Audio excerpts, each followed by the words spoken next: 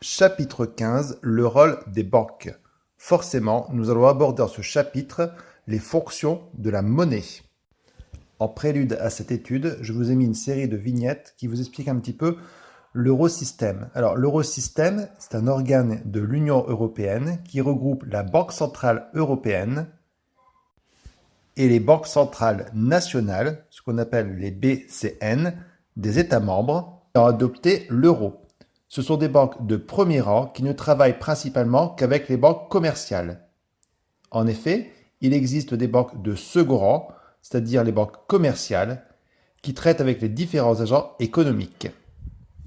Il est en effet impossible pour un particulier d'aller emprunter auprès d'une banque centrale de premier rang. En revanche, il est tout à fait possible pour un particulier ou pour une entreprise d'emprunter auprès d'une banque commerciale, une banque de second rang, telle que la Société Générale ou le Crédit Agricole pour quelqu'un qui veut emprunter sur le territoire français.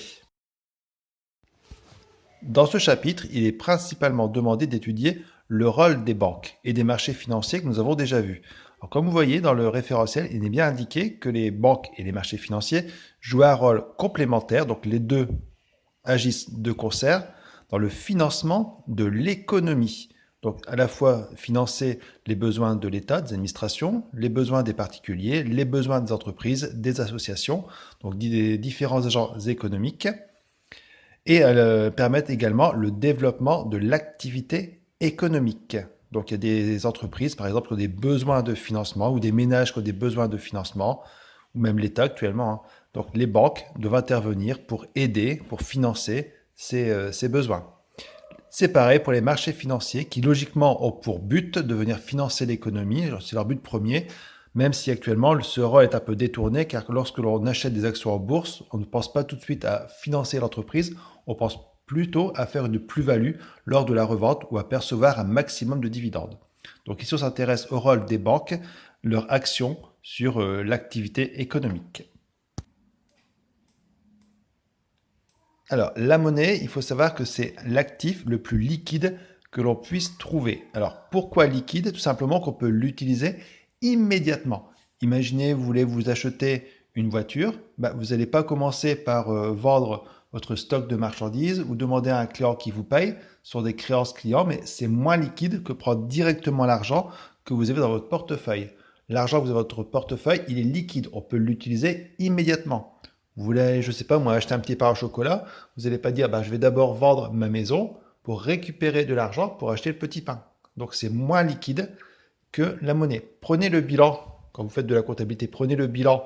Le bilan, plus vous descendez, plus on parle d'actifs liquides, plus on peut les utiliser très rapidement. Vous voyez bien que les IMO incorporels puis corporels financières, plus on descend, plus on va rentrer dans la liquidité. Le bilan est classé par liquidité. Ensuite, on trouvera les stocks, les créances clients, les VMP, les actions, et enfin on trouvera le compte banque et le compte 530, le compte caisse, vraiment où c'est les billets, la liquidité parfaite. Donc c'est pour ça qu'ici je vous ai marqué, la monnaie est un actif liquide, c'est-à-dire utilisable immédiatement, sans frais et accepté par tous à sa valeur nominale. Vous achetez un petit pain au chocolat, vous présentez le billet, c'est qu'un billet, c'est qu'un bout de papier, mais chacun reconnaît qu'il a une valeur qui est inscrite dessus, ce qu'on appelle la valeur nominale. On va vous l'accepter sans vous faire payer de frais sur ce type de règlement. Voilà. Pourquoi tout le monde l'accepte? Tout simplement parce que tous ceux qui sont sur le même territoire, par exemple le territoire de la France, mais si on va plus loin de l'eurosystème, ceux qui ont adhéré à la monnaie unique, à l'euro, tout le monde reconnaît que l'euro est un moyen de paiement. Tout le monde va l'accepter sur les différents pays qui l'ont reconnu, l'Allemagne, la Belgique, la France, donc l'Espagne. Donc ces pays-là, les citoyens européens qui l'utilisent reconnaissent sa valeur, sont d'accord pour l'accepter. Et en plus, il y a un problème, c'est une monnaie qui est garantie par une autorité publique qui est la Banque centrale européenne. Alors, elle est garante de la valeur de ce que représente un billet de banque. Alors, en haut de la page 2, nous avons une première question. Pourquoi peut-on dire de la monnaie que c'est un moyen de paiement général? Tout simplement parce que la monnaie est acceptée par tous. Pourquoi est-elle un lien social? C'est également un bien social puisque son usage dépend de l'adhésion de tous et de la confiance que chacun lui porte. Alors, vous voyez, il y a trois fonctions pour la monnaie, hein, trois fonctions principales que vous retrouvez un petit peu partout sur Internet ou dans les livres d'économie. Donc, les trois fonctions de base, c'est un instrument de compte, un intermédiaire d'échange et un instrument de réserve. Donc, ça, c'est à retenir. Alors, ça veut dire quoi? Un instrument de compte, vous avez bien compris, hein, pour connaître l'étalon, ou la valeur d'une chose, ben, il faut savoir la reproduire sur une échelle de valeur. Ben, l'échelle de valeur va être donnée par la monnaie. Par exemple, je ne sais pas, moi, une télévision ou un téléphone, ça vaut 200 euros. Donc le téléphone vaut 200 euros.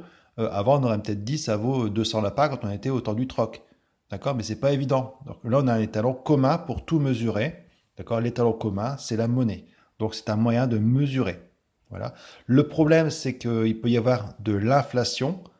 L'inflation fait augmenter les prix et dans ce cas-là, notre notion de mesure va être un petit peu faussée. Donc, on dit tout souvent que ce n'est pas la monnaie qui mesure le niveau des prix, mais ce sont les prix qui mesurent la valeur de la monnaie. Dans un pays où les prix augmenteraient fortement, la monnaie aurait moins de valeur.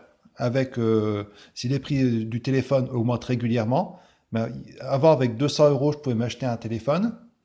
Une semaine après, si les prix ont doublé, il faudra que j'ai 400 euros. Vous voyez? Alors, et aussi le problème de la monnaie, donc c'est l'inflation. On verra quand on fera le cours sur l'inflation, qu'il y a eu des périodes très inflationnistes. Actuellement, on a le Venezuela, mais dans le passé, dans les années 20, on a aussi le cas de l'Allemagne. Alors, la deuxième chose, c'est que la monnaie est un instrument d'échange universel, tout simplement parce qu'elle garantit, vous voyez, je l'ai marqué ici, elle garantit le pouvoir d'achat. Avant, quand on faisait du troc, il fallait échanger quasiment tout de suite le lapin contre une chèvre. C'était pas évident. Que la monnaie permet de repousser dans le temps l'acquisition d'un bien. Aujourd'hui, j'ai de l'argent, c'est super, je vais pouvoir l'échanger contre quelque chose. Je peux le faire maintenant ou je peux le faire plus tard. La monnaie permet de faire des échanges et elle est reconnue par tout le monde. Ça aboutit à la troisième fonction de la monnaie, un instrument de réserve. Cet échange, je ne suis pas obligé de le faire immédiatement, je peux attendre et le faire plus tard. Vous voyez, la monnaie est un actif patrimonial parfaitement liquide de rendement monétaire nul. Voilà, c'est quelque chose que je possède de la monnaie, je peux garder ma monnaie, ça ne me rapporte rien. Hein. Quand vous avez un billet de 500 euros dans la poche, il ne fera pas de petit, quoi. Ça restera 500 euros pour toujours. Voire même négatif, parce que pensez que si vous aviez beaucoup d'argent, vous achetez un bien immobilier par exemple, l'immobilier va prendre de la valeur. Alors que si vous le laissez sur votre compte courant, ça ne va pas augmenter. Au contraire, si les prix augmentent dans la vie de tous les jours, ça va plutôt perdre de sa valeur. Pensez à l'histoire du téléphone portable. Avant, avec 200 euros, vous aviez votre portable. Vous avez laissé votre argent dormir à la banque. Aujourd'hui, vous voulez acheter un portable. Les prix ont augmenté. Vous avez vos 200 euros, vous ne pouvez plus l'acheter. Donc oui, ça réserve, c'est un instrument de réserve de la valeur. Mais attention au gros problème qui va être l'inflation. Car l'inflation, l'augmentation des prix, va provoquer une incertitude dans les calculs économiques. Voilà. À ces trois fonctions de la monnaie, on peut rajouter deux autres fonctions qu'on appelle les fonctions socio-économiques de la monnaie. La monnaie est un instrument d'ordre social. C'est un instrument qui permet d'unir les peuples. Pensez à la création de l'euro. Ça a surtout été fait pour éviter qu'il y ait des nouvelles guerres entre les Français et les Allemands, par exemple. Avoir une monnaie commune, c'est censé unifier les peuples. Voilà, la monnaie offerte à ces détenteurs d'une liberté. Donc c'est vrai qu'on est libre d'acheter quand on veut, grâce aux trois grandes fonctions de la monnaie, mais aussi une servitude. Parce que tout simplement, là, on a confiance dans l'euro, parce que derrière, on a confiance dans un organisme qui s'appelle la Banque Centrale Européenne, qui s'occupe de la gestion de l'euro, de la gestion de la valeur de l'euro. Donc vous verrez que la monnaie est également un instrument de politique économique. On a deux grands auteurs, que ce soit Keynes ou bien Friedman, qui se sont opposés pour savoir si la monnaie avait ou non un rôle sur l'activité économique. Est-ce qu'on pouvait relancer par exemple l'économie à partir de la monnaie? Nous sommes à présent en haut de la page 3. Alors pourquoi la monnaie est l'actif le plus liquide? Tout simplement parce qu'on peut en disposer immédiatement. Que ce soit sur votre compte bancaire ou que ce soit les pièces ou les billets, vous les avez tout de suite. Contrairement, par exemple, à la vente de votre voiture, vous vendez votre voiture, il faudra un délai pour récupérer l'argent. Pareil, si vous disposez d'actions de la Française des Jeux, vous pouvez les mettre en vente, mais il y aura un délai pour trouver déjà l'acquéreur. Si vous avez une maison que vous vendez, c'est pareil, ce sera encore plus long. Ou des stocks de marchandises, il faudra d'abord trouver le client pour vendre les marchandises et ensuite récupérer l'argent de la créance. Alors que la monnaie, c'est l'actif le plus liquide, on peut en disposer immédiatement. D'où la réponse à la question 2. Elle permet d'acquérir immédiatement et sans délai n'importe quel bien et service. Nous en sommes à la partie 2, les formes de la monnaie. Donc la monnaie peut prendre différentes formes, ce qu'on appelle la monnaie fiduciaire ou manuelle. Donc fiduciaire, ça vient du mot confiance, ce qui porte sur la confiance. Alors pourquoi sur la confiance? Parce que on a ce qu'on appelle la monnaie divisionnaire. Avant, on avait la monnaie métallique. Donc, ce n'était pas une monnaie fiduciaire, simplement parce qu'il n'y avait pas une question d'avoir confiance. La monnaie métallique, sa valeur, c'était la valeur du métal sur lequel était fixée la monnaie. Donc, si c'était par exemple, je ne sais pas, de l'or, bah forcément, l'or avait de la valeur. Donc, une pièce d'or, ça valait autant d'argent, mais surtout, ça valait la valeur de l'or. Vous comprenez? C'était la valeur du métal. Maintenant, c'est fini. Une pièce que vous avez, une pièce de 1 euro, ça n'a intrinsèquement aucune valeur. C'est un métal qui n'a pas de valeur, ou très très très peu de valeur. Donc vous avez simplement de confiance dans ce métal. D'accord? Donc aujourd'hui, ce qu'on appelle de la monnaie divisionnaire, c'est simplement les pièces.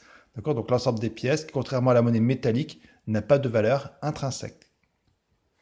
À côté, vous avez la monnaie papier, donc les billets. C'est la Banque Centrale Européenne qui autorise l'émission de billets. Ensuite, ce sont les banques centrales nationales qui peuvent les imprimer. Donc la Banque de France émet un certain quota de billets en euros, comme chaque banque centrale des autres pays de la zone euro, sous le contrôle de la Banque Centrale Européenne. Vous voyez ici, que ce soit la monnaie divisionnaire ou la monnaie papier, on est vraiment sur de la confiance, sur de la fiducie, tout simplement parce qu'on a confiance en l'émetteur, qui est la Banque Centrale Européenne. Elle est gage de la valeur elle se porte garante en fait de la valeur de la monnaie. Ensuite, vous avez la monnaie scripturale. La monnaie scripturale, c'est ce qui est sur vos comptes. Donc, on ne peut pas la palper, on ne peut pas la toucher. Si vous avez 10 000 euros sur votre compte, ce n'est pas 10 000 billets, c'est 10 000 euros de posés sur votre compte. Vous ne pouvez pas les toucher. Donc, c'est l'ensemble des dépôts des agents économiques non bancaires, donc que ce soit les entreprises, l'État, que ce soit les particuliers, donc les ménages, les associations. C'est tout l'argent qui est disponible sur les comptes bancaires. Donc, elle est par nature immatérielle, vous ne la touchez pas, et n'existe qu'en vertu d'écritures passées dans les comptes des banques au nom des titulaires de cette monnaie. Comme exemple, vous pouvez aller à la BNP, demander un emprunt, la banque vous accorde ce prêt, l'argent va être mis sur votre compte par un simple jeu d'écriture comptable. Il n'y a pas de création de billets ou de pièces à cause de votre emprunt. Alors, du coup, pour avoir accès à cette monnaie, vous avez des instruments. Les instruments pour avoir accès à cette monnaie scripturale sont, par exemple, le chèque, le virement bancaire ou votre carte bancaire. Nous allons maintenant répondre à la question 3. Ces exemples sont-ils de la monnaie? Je vous montre le corrigé. Voilà. Alors, le billet de banque, est-ce que le billet de banque est de la monnaie? Forcément, il n'y a rien de plus liquide que le billet de banque. Il répond à toutes les caractéristiques de la monnaie. Ensuite, le billet d'avion. Alors non, ce n'est pas de la monnaie, ça sert simplement à prendre de l'avion. Ce n'est pas garanti par la Banque Centrale Européenne. La carte bancaire. Alors attention au piège, on pourrait penser que la carte bancaire, c'est de la monnaie. Non, c'est simplement un instrument qui permet d'avoir accès à l'argent qui est sur votre compte. Le ticket restaurant. Non, ce n'est pas utilisable partout et ce n'est pas reconnu par la Banque Centrale Européenne. Le chèque cadeau de chez Auchan, c'est la même chose, c'est pour acheter chez Auchan, donc c'est simplement reconnu chez Auchan, ce n'est pas garanti par la Banque Centrale Européenne. Le chèque, ce n'est pas de la monnaie, c'est également comme la carte bancaire, un instrument qui permet d'avoir accès à la monnaie qui se trouve sur votre compte courant. Nous allons maintenant nous intéresser aux apports théoriques. Deux grands courants de pensée vont s'opposer, les classiques et néoclassiques, contre les théories keynésiennes. Pour le courant classique et néoclassique, il y a une dichotomie, c'est-à-dire une séparation, c'est pour ça que j'ai représenté un mur, entre la sphère réelle, qui représente le niveau de production, l'emploi, la consommation, l'investissement, et la sphère monétaire, qui représente par exemple la quantité de monnaie en circulation qui va permettre de déterminer le prix des produits. Les principaux auteurs de ce courant de pensée sont notamment Jean Bodin, Ricardo, Adam Smith, David Hume ou encore Jean-Baptiste Say. Nous verrons aussi qu'il y aura plus tard Irving Fisher. Alors pour ces auteurs, ils vont mettre en avant la théorie quantitative de la monnaie et montrer qu'il y a effectivement une séparation entre la sphère réelle et la sphère monétaire. Ainsi, une augmentation de la quantité de monnaie en circulation n'aura pas d'impact sur la production. En revanche, cela fera augmenter les prix. Il ne sert donc à rien de relancer l'économie en augmentant la quantité de monnaie mise en circulation.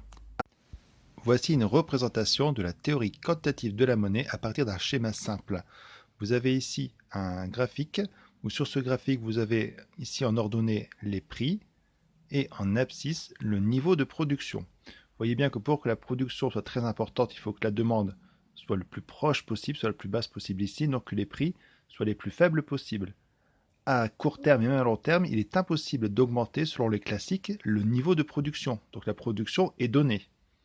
Si nous émettons plus de monnaie en circulation, ça ne fera pas bouger l'économie réelle. En fait, ce qui va bouger, c'est simplement les prix. Donc les prix vont augmenter. On va passer ici de l'équilibre au deuxième équilibre, ici.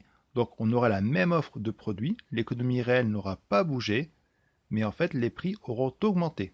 Donc selon l'école classique et néoclassique, augmenter l'offre de la monnaie ne va pas augmenter le niveau de production. En revanche, cela va avoir une action sur le niveau des prix et augmenter les prix. Ici, nous l'avons fait en représentation graphique. Nous verrons plus tard que Irving Fisher en a fait une démonstration mathématique. Alors, pour que cette théorie fonctionne, il y a quand même des préliminaires. Il faut par exemple que les marchés soient parfaits et donc que les prix soient flexibles. Si on ne peut pas augmenter les prix si les prix sont fixés par l'État, ça ne marche pas. En revanche, si les prix sont libres, ils pourront librement augmenter. De même, il faut que l'information circule librement et rapidement. Je prends un exemple très concret. Je vous donne à tous 50 € pour aller acheter un livre d'économie au Furet du Nord de Valenciennes. Au Furet du Nord, il n'y a qu'un seul livre en stock. On pourrait imaginer par exemple que vous présentez tous au même moment au Furet du Nord. Si le Furet du Nord le veut, il pourrait augmenter le prix vu qu'il n'y a qu'un seul produit. En revanche, augmenter la production, c'est impossible. Il est impossible au Furet du Nord d'avoir plus de manuels scolaires comme je vous ai prescrit aussi rapidement. Donc vous voyez bien qu'il est impossible à court terme et même moyen terme d'augmenter la production. Si on revient à notre partie cours, donc vous pouvez voir ici que dans les années 1500, il y a deux auteurs, donc c'est Martín de Azpilicueta et Jean Bodin, donc on a un espagnol et un français qui vont eux aussi s'intéresser à un phénomène qui s'appelle l'inflation. Alors pourquoi? Parce qu'on a beaucoup de colonies à cette période-là, que ce soit espagnols ou les Français, vont beaucoup aller à l'étranger ramener de l'or, et quand l'or arrive par exemple en Espagne, Azpilicueta va simplement faire un constat, c'est que les prix augmentent. Pareil pour la France, avec Jean Bodin, donc c'est juste avant la période mercantile, il s'aperçoit que l'arrivée d'or en fait en France a comme influence, vous voyez, une hausse des prix qui s'explique par l'augmentation de la masse monétaire. Et ceci n'aurait aucune influence sur l'économie réelle. Donc vous voyez, il y a bien une relation déjà sur le fait que la monnaie, quand elle arrive en grosse quantité, ça fait augmenter les prix, mais ça n'a pas d'action sur l'économie réelle. Ça revient un petit peu au schéma qu'on a vu tout à l'heure. Juste après, on a la période mercantile. Donc on l'a déjà vu, les mercantiles, c'est principalement Colbert. Alors Colbert, son but, c'est d'enrichir Louis XIV, donc en faisant pas mal de protectionnisme, c'est-à-dire qu'en vendant beaucoup à l'étranger, mais en apportant le minimum possible. Son but est d'enrichir le pays, de subvenir aux besoins de la cour qui fait de grandes fêtes, des grandes constructions de châteaux, tout ça. Donc il faut rentrer beaucoup d'argent. Donc la monnaie, comme elle arrive beaucoup en France, les prix augmentent et on peut dire que vous voyez, le verre est déjà dans la pomme. Vous voyez, cette histoire d'augmentation des prix gênait beaucoup les mercantiles. En effet, un personnage comme Colbert souhaitait vendre à l'étranger un maximum de produits français. C'est pour ça que certains produits étaient même nationalisés. Il voulait que ce soit des entreprises nationales qui produisent certains produits afin de pouvoir les exporter encore plus facilement. Or là, si l'arrivée d'or fait augmenter les prix en France, le problème c'est que la compétitivité de la France va diminuer. Les produits français vont se retrouver plus chers que les produits étrangers. Donc cette histoire justement de théorie quantitative de la monnaie et d'augmentation des prix découvert juste avant par Jean Bodin et Azpilicueta pose souci à Colbert. Alors un autre problème qui est plutôt lié au commerce international, vous voyez qu'ici, Colbert pratique le protectionnisme, alors que si nous prenons des auteurs, comme nous allons le voir juste après, tels que Ricardo ou Adam Smith, les libéraux, quoi, eux sont plutôt pour le libre-échange. On verra ça plus tard. Alors si je reviens justement aux classiques, les classiques tels que par exemple ici, nous avons Adam Smith ou David Ricardo, forcément, pour eux, la monnaie n'a pas d'action sur l'activité économique. Ils sont du même avis en fait que Jean Bodin. Avoir de la monnaie, plus de monnaie en circulation risque de provoquer de l'inflation. Donc pour eux, la monnaie, elle est neutre, elle n'agit pas sur l'activité économique. Vous voyez, je crois que je l'ai mis quelque part.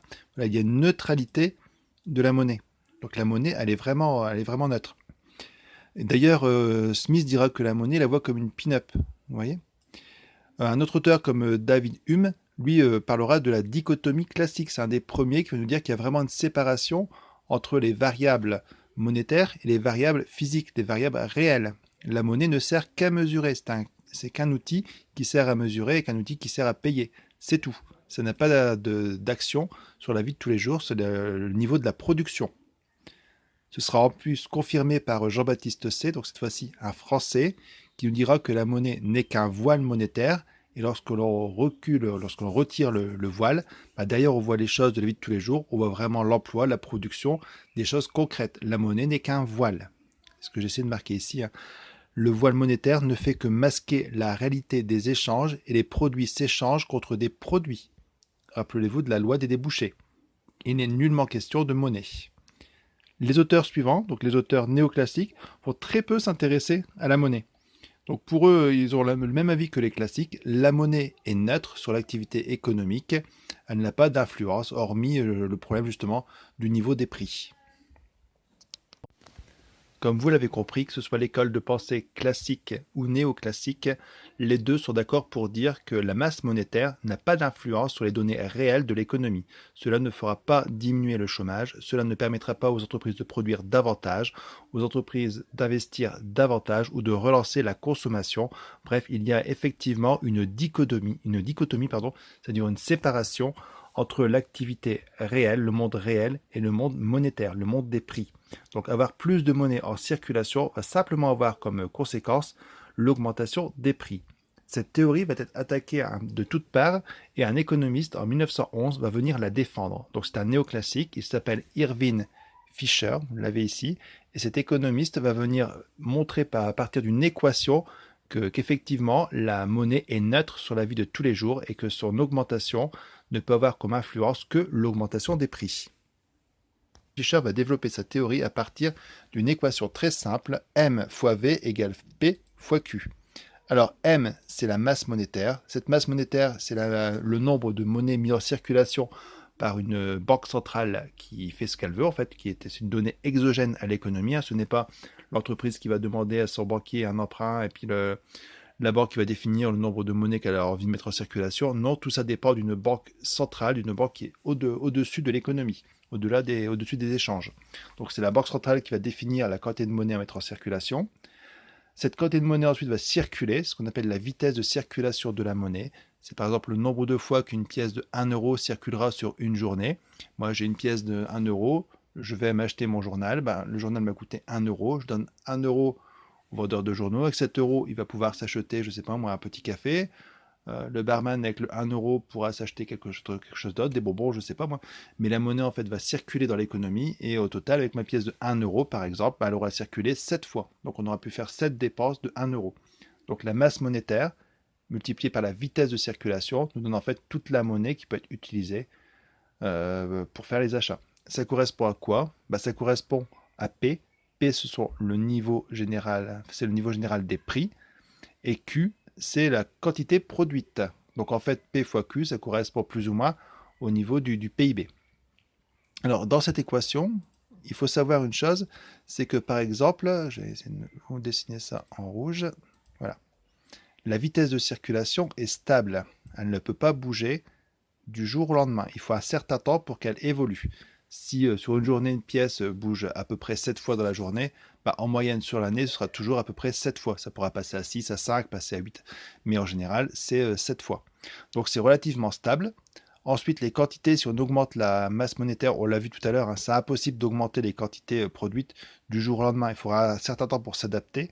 Donc du coup, les quantités produites sont relativement stables dans le temps. Elles peuvent augmenter, mais il faudra un certain temps pour qu'elles s'adaptent. Donc, si la banque centrale décide par exemple d'augmenter la masse monétaire, elle va augmenter ici M. Et donc, mon équation, la seule solution que j'ai pour qu'elle soit toujours valable, il faut que j'augmente ici P.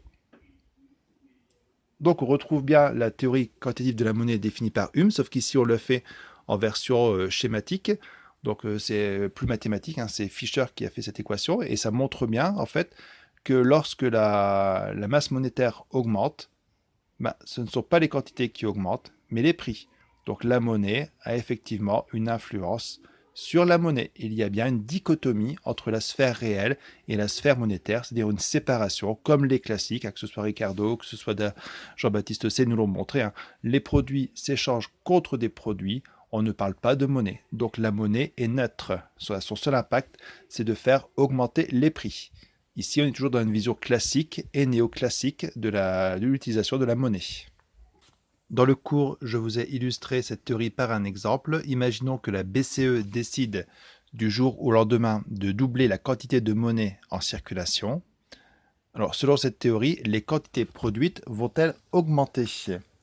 Alors non, le seul effet va être, sur cette théorie, une multiplication par 2 de tous les prix. On n'oublie pas, théorie quantitative de la monnaie, l'augmentation du nombre de billets, par exemple en circulation, n'aura aucun impact sur la production. On ne va pas augmenter le produit du jour au lendemain comme ça, c'est impossible, ça se prévoit sur du long terme. Donc ce qui va augmenter, ce sont uniquement les prix, puisque la monnaie est neutre sur la sphère réelle. Deuxième question, que va faire votre salaire, votre pouvoir d'achat? Forcément, il n'y aura aucun changement pour vous, puisque votre salaire va doubler lui aussi, tous les prix auront doublé, donc votre pouvoir d'achat restera le même. Comme votre pouvoir d'achat est le même, vous ne dépenserez pas plus, l'activité économique ne sera pas relancée pour autant.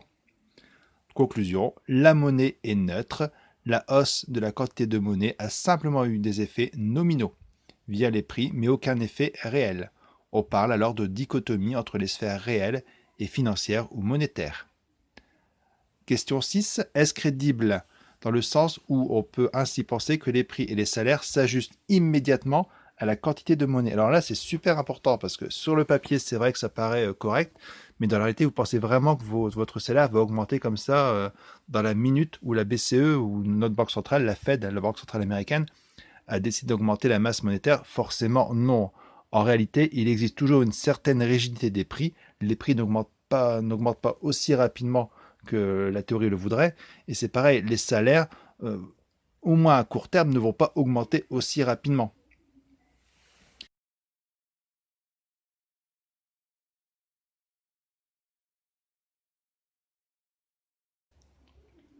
Voilà. Ensuite, je vous ai fait une petite illustration pour faire bien remarquer que c'est un peu illusoire. Hein. C'est pas possible que comme ça les salaires augmentent, que les prix augmentent comme ça à la minute parce que on a informé que la BCE a bougé ses prix. C'est pas possible. Mais dans la théorie, pourquoi pas? Donc, quels sont les enjeux de cette analyse de Fisher? Donc, je dis que c'était à retenir. Hein. C'est la version néoclassique en fait de la théorie quantitative de la monnaie. Ça veut dire que la monnaie n'a pas d'impact sur l'activité réelle. Donc les variations de la masse monétaire se répercutent entièrement sur le niveau des prix, donc de la croissance du niveau des prix, qui est égale aux croissances de la masse monétaire. L'inflation est un phénomène strictement monétaire et ça n'a aucun impact sur l'activité économique. Alors pourquoi considère-t-on que le niveau de la masse monétaire soit une variable exogène? Alors c'est évident, hein, ce n'est pas, je vous l'ai dit, ce n'est pas les banquiers qui vont décider ou les entreprises qui vont décider de leurs besoins d'argent. Ici, c'est une donnée qui vient de l'extérieur, on va dire de l'économie, puisque c'est un organisme à part. C'est une banque centrale, en fait, qui va venir décider de la masse monétaire en circulation. Donc c'est pour ça qu'on va dire que c'est une variable exogène, car le niveau de la masse monétaire n'est pas établi par le marché, mais par une banque centrale indépendante. Attention, nous changeons totalement de perspective. La théorie quantitative de la monnaie va être fortement remise en cause par un très grand économiste, John Maynard Keynes. Keynes va mettre en cause en fait la neutralité de la monnaie. Pour lui, la monnaie peut vraiment agir sur l'activité économique. Il n'y a donc plus la fameuse dichotomie classique entre la sphère réelle et la sphère monétaire. Les deux sphères peuvent être reliées. Nous verrons plus loin que l'un des moyens de relier les deux sphères sera le taux d'intérêt. Keynes voit dans la monnaie d'autres motifs d'utilisation que le simple motif de transaction. Elle sert à autre chose qu'à payer. Le lien entre la sphère monétaire et la sphère réelle peut se faire à partir du taux d'intérêt. Cette découverte sera faite par Keynes, mais un autre économiste, qui apparaît également dans notre poly, Wicksell, en a fait la découverte. Selon Keynes, la politique monétaire expansionniste c'est-à-dire une injection de monnaie, par exemple en baissant les taux d'intérêt, pourrait avoir un impact à court terme sur la production. Si vous regardez sur le graphique, on a l'équilibre de base, on a une injection de monnaie qui va faire monter les prix. En même temps, la courbe de la demande va monter. Et sur la droite d'offre, vous voyez, on augmente, ce qui fait que le niveau de production va augmenter. On était ici, on passera au point ici. Donc selon Keynes, à court terme, vous voyez, la production va augmenter. Donc l'injection de monnaie a bien un impact sur l'économie réelle. Bien sûr, il y aura toujours un phénomène d'inflation, mais également une augmentation de la production. Notez bien que chez Keynes, les prix à court terme ne s'ajusteront pas tout de suite, ce qui est révolutionnaire et qui modifie l'équation de la théorie quantitative de la monnaie. Si j'analyse plus en détail, vous pouvez voir qu'ici, le prix d'équilibre, formé par une production P0 et un prix E, va passer au prix E' ici, tout simplement parce qu'il y a une injection de masse monétaire, donc les prix vont forcément augmenter, comme dans la théorie quantitative de la monnaie des classiques, mais la production va également passer de P0 à P1, donc la production va augmenter. On va passer ici à P1. Alors on peut le prouver ici sur l'équation quantitative de la monnaie, simplement parce que si je vous l'indique, vous allez voir, je vais faire en rouge, la masse monétaire va augmenter. Voilà. Mais les prix, vous voyez, sont rigides à court terme, donc les prix ne vont plus augmenter. Sachant que la vitesse de circulation de la monnaie est constante. Donc finalement, ce qui va augmenter, c'est les quantités. Vous voyez la différence avec les classiques et les néoclassiques? Chez les keynésiens, quand on injecte de la monnaie, la quantité produite augmente. Ici, nous sommes bien dans la sphère monétaire. Ici, dans la sphère réelle, il y a bien un lien entre les deux. L'injection de monnaie a fait augmenter la quantité produite. Attention, nous travaillons sur du court terme. À court terme, ça fonctionne. Alors, on reprochera à Keynes cette théorie, mais Keynes dira pour se défendre qu'à long terme, nous sommes tous morts. Donc, le principal, c'est de relancer l'économie tout de suite. Et pour la relancer tout de suite, on injecte de la monnaie, politique de relance monétaire, et la production va repartir. Alors, vous voyez bien qu'ici, pour augmenter la masse monétaire, on est passé par le lien, par le biais du taux d'intérêt. En baissant les taux d'intérêt, l'argent était plus facile à obtenir pour les agents économiques. Donc les banques ont fait plus facilement des crédits, et donc la relance par le crédit, si on peut dire, et ça a permis de relancer la production. Donc la monnaie n'est plus neutre pour les keynésiens, au contraire, elle agit sur l'activité économique.